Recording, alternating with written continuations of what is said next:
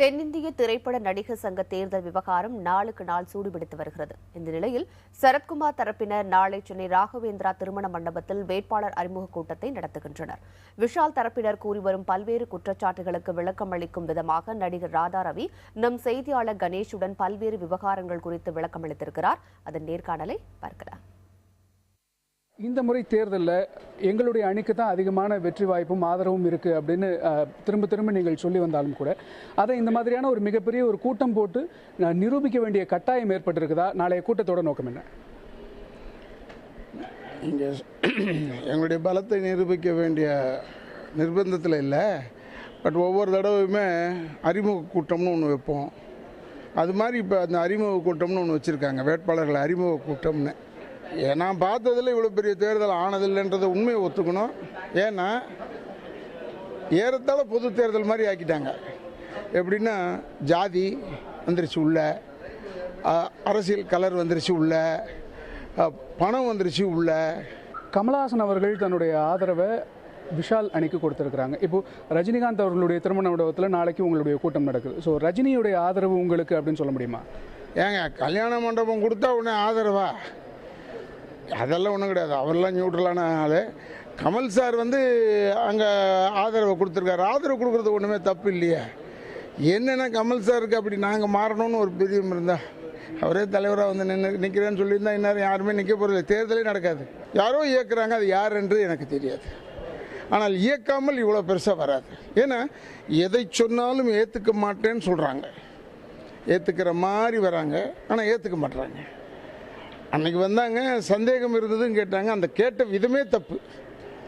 நாங்கள் நடிகர் சங்கத்து மீது சில சந்தேகம் இருக்குது, கேள்வி கேட்க போகிறோம்னு சொல்லிட்டாங்க. அதுவே முதல் குற்றம். சமாதானமாக போகலாம்னா அவங்க போகாமல் ஏதோ ஒன்று பண்ணிக்கிட்டே இருக்காங்கன்னு தெரியுது. அவங்க சமாதானத்துக்கு வர்றதா இல்லை.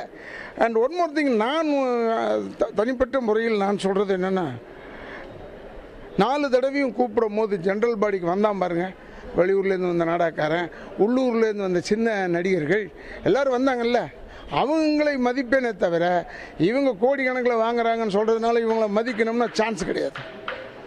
எப்பயாவது திடீர்னு வருவாங்க, நின்று கேள்வி கேட்பாங்க. சரி, ஒரு உதாரணத்துக்கு சொல்கிறேன், இவங்களே கேட்டுட்டாங்கன்னு சொல்லி சரிங்க மாத்திரங்க நீங்கள் சொல்கிறதெல்லாம் சொன்னால் எவனும் இன்னொரு 4 பேர் முன்னணி நடிகர்கள் யாராவது அதை மாற்றினது தவறு, அதே தானே இருக்க வேண்டும்னு அதுக்கு மாற்ற முடியுமா? எங்களால் அது மாற்ற முடியாது. 7 ட்ரஸ்டீஸ் இருக்க வேண்டிய இடத்துல 2 ட்ரஸ்டீஸ் தான் இருந்தாங்க, ஊழல் நடந்திருக்கு அப்படிலாம் சொல்கிறாங்க, ஆதாரங்கள் இருக்குது அப்படின்னு சொல்கிறாங்க. நான் சொல்கிறத கேட்டுக்கேன். ஆதாரங்கள் இருக்குது, எல்லாம் இருக்குன்னு எல்லாத்தையும் எடுத்து காட்டட்டும். இதுதான் நான் சொன்னேன். நீங்கள் பத்திரிக்கையாளங்கள இல்லை ஆதாரங்களை அவர் காட்டித்தானே தீரணும். இன்னும் நீங்கள் பழி போடுறீங்களே ஒழிய ஆதாரங்களை காட்டி அது கரெக்டாக இருந்ததுன்னு வெளியே போகிறோம். இந்த சமரசம் அப்படிங்கிற விஷயத்துக்கு தோல்வி பயம் தான் காரணம்னு அந்த பக்கத்துலேருந்து சொல்கிறாங்க. நீங்கள் என்ன சொல்கிறீங்க சார்? அவங்களுக்கு அவ்வளோதான் தெரியும். அவங்களுக்கு என்ன இந்த அமைப்பில் எல்லாம் தெரியும், எந்த மூமெண்ட்டில் இருந்திருக்காங்க அவங்க லைஃப்பில். ஏதாவது ஒரு மூமெண்ட்டில் இருந்தவங்களுக்கு இதெல்லாம் தெரியும். எங்களுக்கு தெரியாதா? சமரசம் நம்ம சொன்னோம்னா அவங்க அந்த வார்த்தையை தான் சொல்ல போகிறாங்கன்னு எங்களுக்கு தெரியாதா? இதெல்லாம் பற்றி கவலைப்படக்கூடாது. எதிரணின்னு ஒன்று இருந்ததுன்னா எதை வேணாலும் சொல்லிக்கொண்டே இருப்பார்கள். நடிகர் சங்கத்தோட அந்த 19 கிரவுண்ட் நிலத்தை காப்பாற்றணும் அப்படிங்கிறத முக்கியமான ஒரு விஷயமா சொல்கிறாங்க. உண்மையிலேயே அதுதான் நோக்கமா அல்லது அவங்களுக்கு வேறு ஏதாவது உள்நோக்கம் இருக்கிறதா? அவங்களுக்கு அதெல்லாம் ஒரு நோக்கம் இல்லை. எல்லாம் ரியல் எஸ்டேட் பண்ணுறாங்க போல இருக்கு. இந்த 1 ஏக்கர் ஏதாவது அடிச்சு ரியல் எஸ்டேட் எடுத்துடலான்னு பார்க்கலாம். ஏன்னா அவங்க சைட்லேருந்து ஆளுங்க சொன்னதெல்லாம் அப்படி தான் சொன்னாங்க. எங்களுக்கு சஜஷன் கொடுக்கும் போதே ஏன் இது இந்த ஜாயிண்ட் வெஞ்சர் பண்ணக்கூடாது அந்த லாங்குவேஜ்லேயே தான் பேசினாங்க. நமக்கு அப்போவே தெரிஞ்சு போச்சு இது இவங்க ரியல் எஸ்டேட்டுக்காக இறங்க. ஏன்னா அப்புறம் பார்த்தா தெரியுது அங்கே இருக்கிற முக்கியமான 4-5 பேர் ரியல் எஸ்டேட் தானே பண்ணுறாங்க. அதில் ஒன்றும் தப்பு கிடையாது. அவங்க எண்ணங்கள் அப்படி, நம்ம எண்ணங்கள் வேறு. இறுதி அவங்களோட வெற்றி வாய்ப்பை பற்றி சொல்லுங்கள். வெற்றி வாய்ப்பை பற்றிலாம் நீங்கள் கேட்கவே கூடாது. சரத்குமார் அணி தான் வெற்றி.